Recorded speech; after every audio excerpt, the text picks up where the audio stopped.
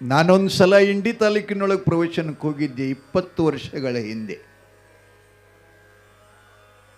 ಚಡಿಚಣದ ಪಕ್ಕದ ಹಳ್ಳಿ ಅದು. ಮೊದಲನೇ ಹೆಸರು ಅದಕ್ಕೆ ದಂಡಕಾರುಣ್ಯ ಅಂತ ಕರಿತಿದ್ರು. ಆ ಗ್ರಾಮಕ್ಕೀಗ ಹಾವಿನಾಳ ಅಂತ ಕರೀತಾರೆ.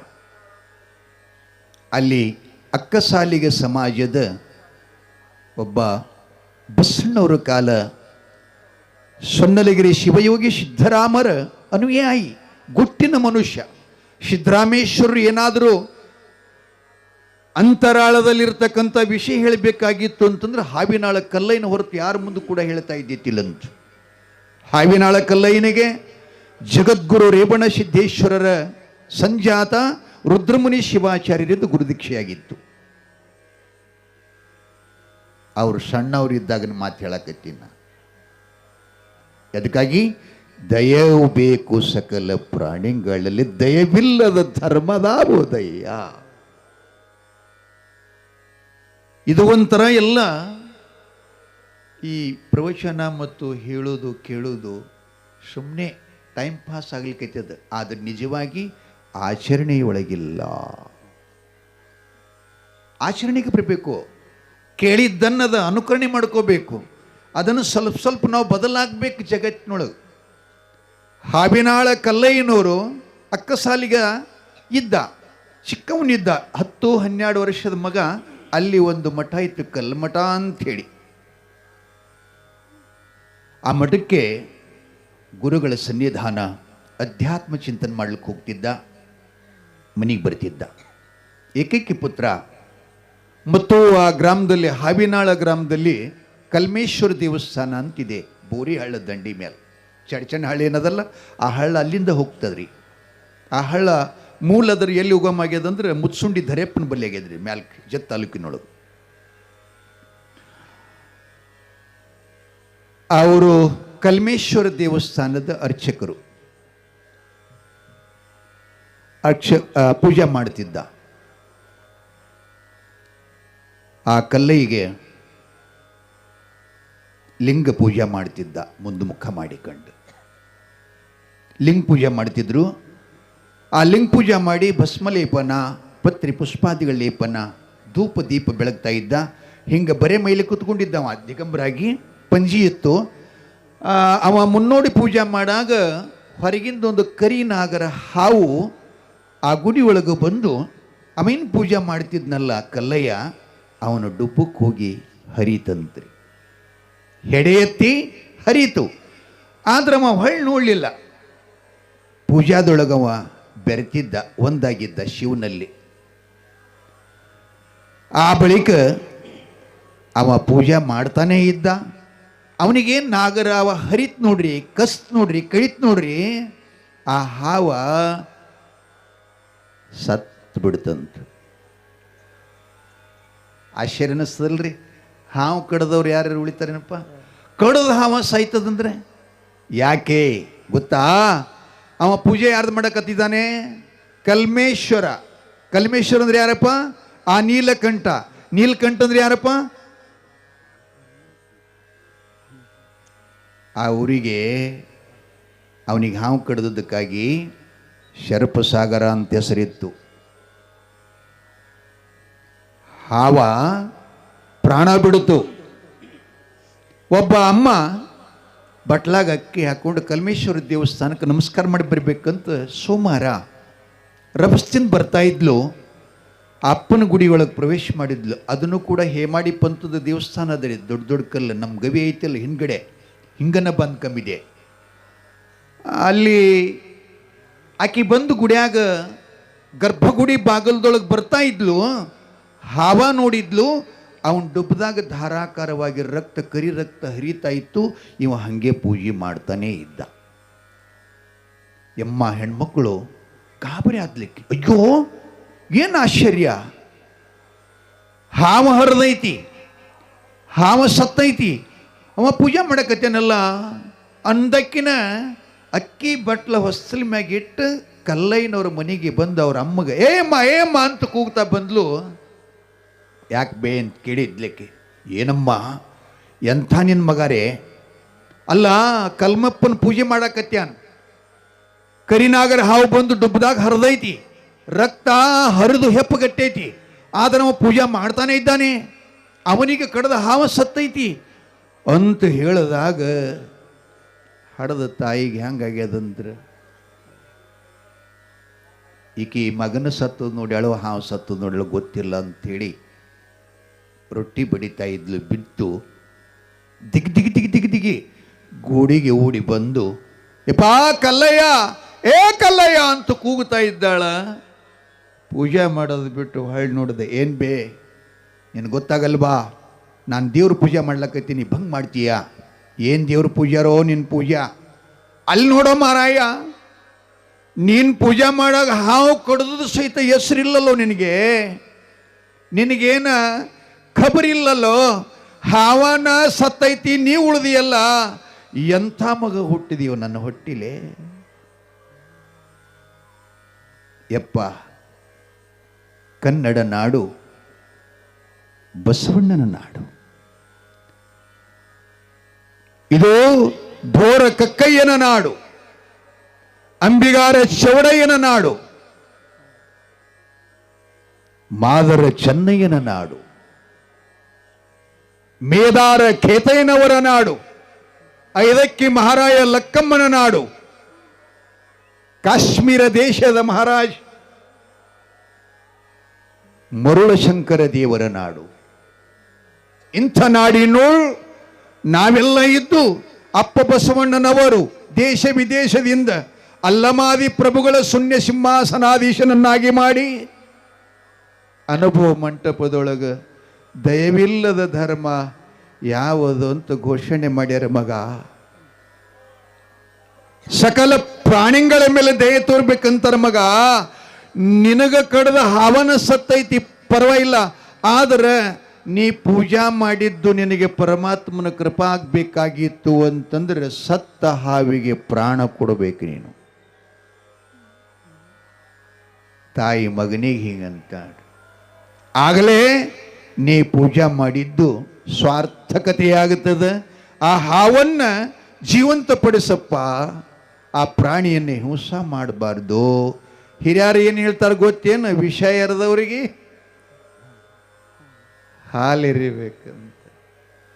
ಹಾಲಿರಿಬೇಕಂತೆಪ್ಪ. ಪೂಜಾ ಬಿಡು, ಅದನ್ನು ಜೀವಂತಪಡಿಸುವಂತ ಯಾರ ತಾಯಿ ಅಂದ್ರೆ ಬಾಯಿಗರ ಬಂದಿತ್ತೇನ್ರಿ? ಹಿಂಗೆ ಯವ್ವ ಹಿಂಗೆ ಅಂದಿಗಿಂದ್ರಿ ಏನು? ನಮ್ಮ ಮಕ್ಕಳಿಗೆ ಹಾವು ಕಡಿತಿ ಎಲ್ಲಿದ ಮುತ್ಯ ಸುಂಪುರಣಕತ್ತಿ ಹೇಳಿ ಹಿಂಗೆ ಮಾಡಿ ಎಷ್ಟು ಮಂದಿ ಕೊಂದಿನಿ ಅಂತ ಅಂತೀರಿ ನೀವೆಲ್ಲ. ಅಮ್ಮನ ಮಾತ ಅದು ವೇದ ಮಾತ. ಕಲ್ಲಯ್ಯನವರು ಕೇಳಿ ಲಿಂಗತೀರ್ಥ, ಲಿಂಗಕ್ಕೆ ಸಮರ್ಪಣೆ ಮಾಡುವ ಭಸ್ಮ ಎರಡು ತಗೊಂಡ ಕರಿನಾಗರ ಹಾವದ ಮುಖದ ಮೇಲೆ ಭಸ್ಮಲೇಪನ ಮಾಡುತ್ತಾನೆ. ಮುಚ್ಚಿದ ಹಾವಿನ ಬಾಯಿ ತೆರೆದು ಅದರ ಬಾಯಾಗೆ ತೀರ್ಥ ಹಾಕ್ತಾನೆ. ಪಂಚಾಕ್ಷರಿ ಮಂತ್ರ ಅಂತನ ನಮಃ ಶಿವಾಯ ಅಂತ ಅನ್ಕೂಳೆ ಸತ್ತ ಹಾವು ಹೆಡೆ ಎತ್ತಿ ನಿಂತಿತ್ತು. ಆ ಬಳಿಕ ಕಲ್ಲಯ್ಯನಿಗೆ ಆಶೀರ್ವಾದ ಮಾಡುತ್ತಂತ ಬರುತ್ತದೆ ಅವರು ಪುರಾಣದಾಗ್ರಿ. ದಯವು ಬೇಕು ಸಕಲ ಪ್ರಾಣಿಗಳಲ್ಲಿ. ಕಡದ ಹಾವಿಗೆ ಜೀವಂತ ಮಾಡಿದ ಹಾವಿನಾಳ ಕಲ್ಲಯ್ಯನವರು. ಅಂದಿನ ಹಿಡ್ಕೊಂಡು ಆ ಗ್ರಾಮಕ್ಕೆ ಹಾವಿನಾಳ ಅಂತ ಹೆಸರು ಬಿತ್ತು. ಅದೇ ಕಲ್ಲಯ್ಯ ಕಲ್ಮಠದಿಂದ ಮನೆಗೆ ಹೊಂಟಿದ್ದ. ಮನೆಗೆ ಹೋಗಾಗ ಅದ ಹಳ್ಳದ ಮೇಲೆ ಒಂದಿಷ್ಟು ಗದ್ದಲ ನಡೆದಿತ್ತು, ಜಗಳ ನಡೆದಿತ್ತು. ಕೇಳ್ದ ಏನಾಗಿದೆ ಗದ್ದಲ ಅಂತ ಆ ಕಡೆ ಹೋಗ್ತಾ ಇದ್ದಾನ. ಒಬ್ಬ ಈಗ ನಮ್ಮರೊಳಗೆ 4 ಭಾಗ ಮಾಡ್ಯಾರಲ್ರಿ ಇವರೆಲ್ಲ ಶಾಸ್ತ್ರಕೃತಗಳು. ಏನಂತ? ಬ್ರಾಹ್ಮಣ, ಕ್ಷೇತ್ರಿ, ವೈಶ್ಯ, ಶೂದ್ರ ಅಂಥೇಳಿ ಮಾಡ್ಯಾರಲ್ಲ. ಅವು ಜಾತಿಗಳಲ್ರಿ. ಇನ್ನು ನಮ್ಮೊಳಗದ 4 ವರ್ಣಗಳು ಹೋಗಿ 8 ಆದವು, 8 ಹೋಗಿ 12 ಆಗಿ ಈಗ 18 ಆಗ್ಯಾವ. 18 ಆಗ್ಯಾವ. ಮೂಲ ಒಂದೇ.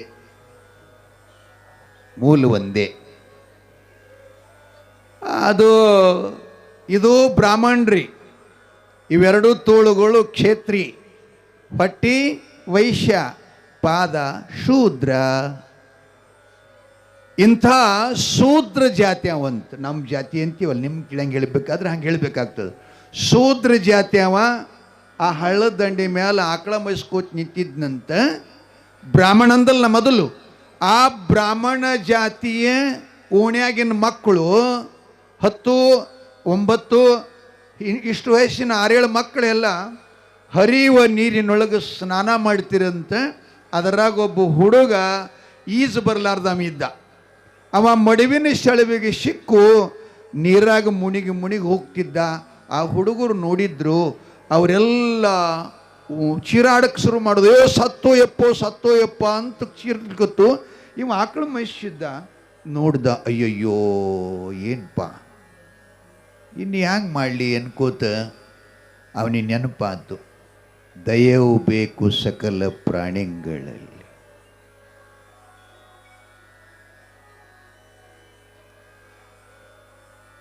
ಸಕಲ ಪ್ರಾಣಿಗಳು ಅಂಥೇಳಿ ಕೈಯಾಗಿನ ಆಕಳು ಬಿಟ್ಟ. ಹಳದಾಗ ಜಿಗಿದು ಇನ್ನೇನು 1-2 ನಿಮಿಷದೊಳಗೆ ಆ ಮಗು ಸತ್ತೋಗ್ತಿತ್ತು. ಅದನ್ನು ಎತ್ಕೊಂಡು ಬಂದು ಹೊರಗೆ ಹಾಕಿ ಮಗುವಿನ ಪ್ರಾಣ ರಕ್ಷಣೆ ಮಾಡಿದ. ಅಷ್ಟೊತ್ತಿನೊಳಗೊಂದು 3-4 ಹುಡುಗರು ಊರಾಗ ಹೋಗಿ ಬ್ರಾಹ್ಮಣರ ಓಣ್ಯಾಗ ಹೋಗಿ ಹೇಳಿದ್ರು, ಯಪ್ಪ ನಿಮ್ಮ ಮಗ ಹಳದಾಗ ಜಿಗಿದಿದ್ದ, ಸತ್ತು ಹೋಗ್ತಿದ್ದ, ಅವ ಶೂದ್ರದನಲ್ಲವ, ಅವ ಹೋಗಿ ನಿಮ್ಮ ಮಗನ ಮುಟ್ಟ್ಯಾನ ಅಂತ ಹೇಳಿಬಿಟ್ಟ. ಬ್ರಾಹ್ಮಣರಿಗೆ ಎಷ್ಟು ಸಿಟ್ಟು ಬತ್ರಿ. ಮತ್ತಿಲ್ಲಿ ಯಾರಿದ್ರಿ ಸಿಟ್ಟಿಗೆ ಬಂದ್ರಿ ಅಪ್ಪೋ? ಕತೆ ಹೇಳ್ತೀನಿ, ಆದ ಘಟನೆ. ಇವ್ರು ಯಾರು ಮಾತಾಡಿ.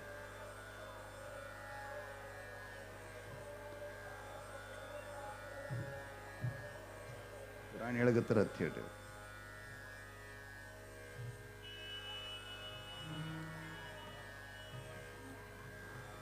ಬಹಳ ಸಿಟ್ಟು ಬಂತವ್ರಿ.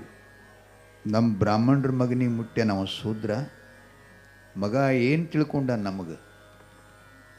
ನಾವು ಶ್ರೇಷ್ಠರು, ಪಂಡಿತರು, ಜ್ಞಾನಿಗಳು, ವಿದ್ವಾಂಸರು. ಇಂಥಪ್ಪ ದೊಡ್ಡವರ ಮಗನ್ನ ಮುಟ್ಟ್ಯಾನ. ಆ ಮಗನ ಹಂಗ ಬಿಡಬಾರ್ದು. ಅವನು ಚೆನ್ನಾಗಿ ಕೋಲಿನಿಂದ ಥಳಿಸ್ಬೇಕು. ಅವನ ಮೈಯಾಗಿನ ರಕ್ತ ಹಿರುವಂಗೆ ಬಡಿಬೇಕಂತ ಒಬ್ಬೊಬ್ಬರು ಕಚ್ಚಿ ಹಾಕ್ಕೊಂಡು ದವಡೆ ಕಚ್ಚುತ್ತಾ ಬಾಯಿಗೆ ಬಂದಂಗೆ ಬೈತಾ ಹಳ್ಳದಂಡಿಗೆ ಬಂದು ಅವನಿಗೆ ಬೈಯಾಕತ್ತಿರಂತ. ಕಲ್ಲಯ್ಯನವ್ರು ಇದು ನೋಡಿದ್ರು. ಅಲ್ಲಿಗೆ ಹೋಗಿದ್ರು. ಅವನಿಗೆ ಬೈಯೋದು ನೋಡಿದ್ರು. ಏಯ್ ಮುಂಡೆ ಮಗನೇ, ನಿನ್ನ ನಾಚಿಕೆ ಆಗಲ್ಲಮ್ಮ? ಬುದ್ಧಿ ಇದೆಯಾ? ಜ್ಞಾನ ಇದೆಯಾ? ಶೂದ್ರ ಸುಳೆ ಮಗನೇ, ನಮ್ಮ ಮಗನ ಮುಟ್ಟಿ ನಮ್ಮ ಕುಲ ಕೆಡಿಸ್ದಲ್ಲೋ ಕುಲಗೇಡಿ ಅಂತ ಬೈಯಾಕತ್ರಂತೆ.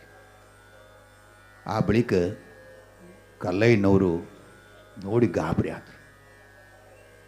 ಏನಪ್ಪ, ನೀರೋಳು ಮುಳುಗಿ ಹೋಗುವ ಮಗುವನ್ನ ಪ್ರಾಣ ರಕ್ಷಣೆ ಮಾಡಿದಂಥ ಪುಣ್ಯಾತ್ಮನಿಗೆ, ದಯ ತೋರಿಸಿದಂಥ ಮಹಾನುಭಾವನಿಗೆ ಈ ರೀತಿ ಮಾತಾಡ್ತಾ ಇದ್ದಾರಲ್ಲ, ಇವರೆಂಥ ಬ್ರಾಹ್ಮಣರು ಅಂದವ. ಇವರೆಂಥ ಬ್ರಾಹ್ಮಣರು ಅಂತಂದ ಕೂಡಲೇ ಹೋಗ್ತಾ ಇದ್ದಾನ. ಇವನ್ ಕಣ್ಣು ನೋಡು, ಕಲ್ಲಯ್ಯ ಬಾರೋ ಇಲ್ಲಿ ನೋಡು, ಈ ಸುಳೆ ಮಗನಿಗೆ ಬುದ್ಧಿದೆಯಾ? ನಾವು ಯಾರು ಗೊತ್ತು ಅನ್ನೋದು ಅವನಿಗೆ ಗುರ್ತಿಲ್ವಾ?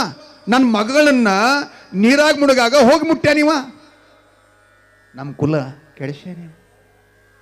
ಕಲ್ಲಯ್ಯ ನಾವು ಹೇಳದಂತ, ಯಪ್ಪ ಹಿರಿಯರೇ, ಸ್ವಲ್ಪ ಶಾಂತ ಆಗ್ರಿ, ಬಹಳ ಕೋಪ ತಾಳ್ಕೋಬೇಡ್ರಿ, ಒಂದು ಮಾತು ಹೇಳ್ತೀನಿ ಕೇಳ್ರಿ ಅಂತ.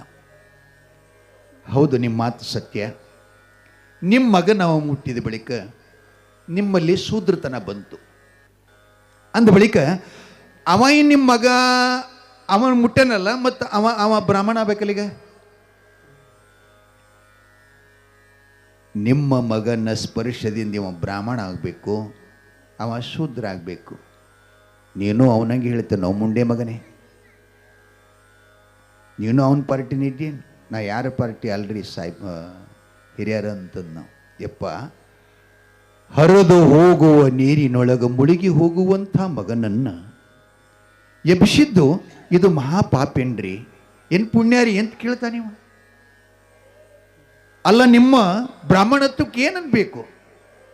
ನಿಮ್ಮ ವಂಶದ ಕುಡಿನ ನಾಶ ಆಗಿ ಹೋಗ್ತಕ್ಕಂಥ ಸಮಯದಲ್ಲಿ ಕಾಲಕ್ಕೆ ತಕ್ಕಂತೆ ಯೋಗಾಯೋಗ ದೇವರಿದ್ದಂಗೆ ಆಕಳ ಮೈಸೋದು ಬಿಟ್ಟು ಬಂದು ಮಗನ ಉಳಿಸ್ಯಾನ, ಅವನ ಈ ರೀತಿಯಾಗಿ ಮಾತಾಡ್ತೀರಿ ಅಂತಂದ್ರೆ ನಿಮಗೆ ಜ್ಞಾನಿಗಳಂತ ಹ್ಯಾಂಗ ಅನ್ಬೇಕು? ನಿಮಗೆ ವಿದ್ವಾಂಸರು ಅಂತ ಹ್ಯಾಂಗ ಅನ್ಬೇಕು? ಅಂದ್ಕೂಳೆ ಕಲ್ಲೈನ ಮೇಲೆ ಅವರು ರಾಗಕ್ಕೆದ್ರು, ಗೆದ್ರು. ಅಷ್ಟೊತ್ತಿನೊಳಗೆ ಕಲ್ಲಯ್ಯ ಸಾಕಿದೊಂದು ಕರಿನಾಯಿ ಬಂತು. ಯಪ್ಪ, ಅವ ಶೂದ್ರದಾನ, ನೀವು ಬ್ರಾಹ್ಮಣರದಿರಿ, ಈ ನಾಯಿ ಬಾಯಿಲೆ ನೀವು ವೇದ ಓದಿಸಿದ್ರಿ ಅಂತಂದ್ರೆ ನಿಜಕ್ಕೂ ಅವ ತಪ್ಪು ಮಾಡೇನಿ ಕೆಲಸ ಅಂತ ನಾ ಒಪ್ಕೋತೀನಿ, ಓದಿಸ್ರಿ ಅಂತ ಹೇಳ್ದ. ಅವರಂದ್ರು, ನಾಯಿ ಹೆಂಗೆ ಓದ್ತದೋ ಮಗನೇ, ಮನುಷ್ಯಗೆ ವೇದ ಎಲ್ಲಕ್ಕೆ ಬರುವುದಿಲ್ಲ, ಕಲಿಸೋ ತನಕ ನಾಯಿ ಹೆಂಗಂತದ? ಅವಾಗ ಕಲ್ಲ ಹೇಳ್ತಾನೆ, ಯಪ್ಪ ಬಸವಣ್ಣವ್ರು ಯಾರು ಅಂತ ಕೇಳ್ದ. ಅವರಿಗೆ ಬಸವಣ್ಣವ್ರು ಯಾರು? ಅವರು ಬ್ರಾಹ್ಮಣರಲ್ವೇ? ಎರಡು ಪಂಗಡ, ವೈಷ್ಣವ ಮತ್ತು ಶೈವ ಬ್ರಾಹ್ಮಣ ಅಂತ. ಅವ್ರೇನಂದಾರ ಗೊತ್ತೇನ್ರಿ? ಏನಂತಾರ? ನೀನೊಲಿದರೆ ಕೊರಡು ಕೊನರುವುದಯ್ಯ, ಬರಡು ಹೈನಹುದಯ್ಯ. ಗೀತಾ ಹೇಳ್ತದ, ಮೂಕಂ ಕರೋತಿ ವಾಚಾಲಂ ಪಂಗುಂ ಲಂಘಯತಿ ಗಿರಿಂ ಯತ್ಕೃಪಾ ತಮಹಮ ವಂದೇ ಪರಮಾನಂದ ಮಾಧವ. ಭಗವದ್ಗೀತೆಯ ಪ್ರಾರ್ಥನಾ ಶ್ಲೋಕದಲ್ಲಿ ಶ್ರೀಕೃಷ್ಣ ಪರಮಾತ್ಮ ಹೇಳ್ತಾನೆ, ಮೂಕ ಮಾತಾಡ್ತಾನಂತ, ಕುಂಟ ನಡೀತಾನಂತ, ಕುರುಡ ನೋಡುವ ಸಾಮರ್ಥ್ಯ ಬರ್ತದಂತ. ಯಾವಾಗ್ರಿ ಅದು? ಯಾವಾಗ? ಸದ್ಗುರು ಶಂಕರಲಿಂಗ ಸಿದ್ಧಲಿಂಗರ ಕೃಪಾದ ಒಳಗೆ. ದೇವಕೃಪಾ, ಗುರುಕೃಪಾ ಇವೆರಡೂ ಆದವು ಅಂತಂದ್ರೆ ಮೂಕ ಮಾತಾಡ್ತಾನ್ರಿ. ಅಪ್ಪ, ನಾಯಿ ಯಾಕಂತೀರಿ ನೀವು? ನಾಯಿ ಅನ್ಬೇಡ್ರಿ, ಕಲ್ಲು ಸಹಿತ ಕೂಗುತ್ತದ ಅನ್ಕೊಳ್. ನೀವು ಓದಿಸ್ತೀನೋ ಅದು ಕಲ್ಮೇಶನ ಕೃಪಾ. ನಾನು ಓದಿಸ್ತೀನಿ ಅಂತ ನಾಯಿ ಹಂಗೆ ಹೇಳ್ರಿ ಹಿರಿಯರಂತ ಅಂದ್ಕೂಡ್ಲೆ ನಾಯಿ ತಲೆ ಮೇಲೆ ಕೈ ಇಟ್ಟರೆ ನಾಯಿ 4 ವೇದ ಓದ್ತಂತೆ. ಯಜುರ್ವೇದ, ಅಥರ್ವವೇದ, ಸಾಮವೇದ, ಇವೆಲ್ಲ ಆ 4 ವೇದದ ಮಹಾವಾಕ್ಯವ. ಅಹಂ ಬ್ರಹ್ಮಾಸ್ಮಿ ಖಲಿದ್ವಂ ಬ್ರಹ್ಮ ಏಕಮೇವ ದ್ವಿತೀಯ ಬ್ರಹ್ಮ. ಭಾಳ ದೊಡ್ಡ ವಿಷಯವ, ನಿಮ್ಗೆ ತಿಳಿಯಂಗಿಲ್ಲ. ಅದ್ರಾಗ ಕೆಲವೊಬ್ರು ಅಂತಿರ್ತಾರೆ, ಏನು ಮುಖ್ಯ, ಏನೇನು ಅಂತಿದ ಸುಡಗಾಡ, ಅದೇನು ನಮ್ಮ ತಲೆಯಾಗ ಬರಲಿಲ್ಲ ಅಂಥೇಳಿ. ಇದು ವೇದಾಂತ ಸಂಸ್ಕಾರ ಅಭ್ಯಾಸ ಯಾರಿಗದ ಅವ್ರಿಗೆ ನಾ ಹೇಳೋ ಶಬ್ದಗಳು ತಿಳಿತಾವ. ಸಾಮಾನ್ಯ ಜ್ಞಾನ ಇದ್ದವ್ರಿಗೆ ತಿಳಿಯೋದಿಲ್ಲ. ಎಲ್ಲಿ ಇಷ್ಟು ತಿಳಿತಲ್ಲ ನಿಮ್ಗೆ? ನಾಯಿ ಬಾಯಿಲೆ ವೇದ ಓದಿಸಿದ ಅಂಥೇಳಿ ಕಲ್ಲಯ್ಯನವರ ಪುರಾಣದಲ್ಲಿ ಬರ್ತಾ ಇದೆ. ಅವರು ಕೂಡ 63 ಮಂದಿ ಶರಣರೊಳಗೆ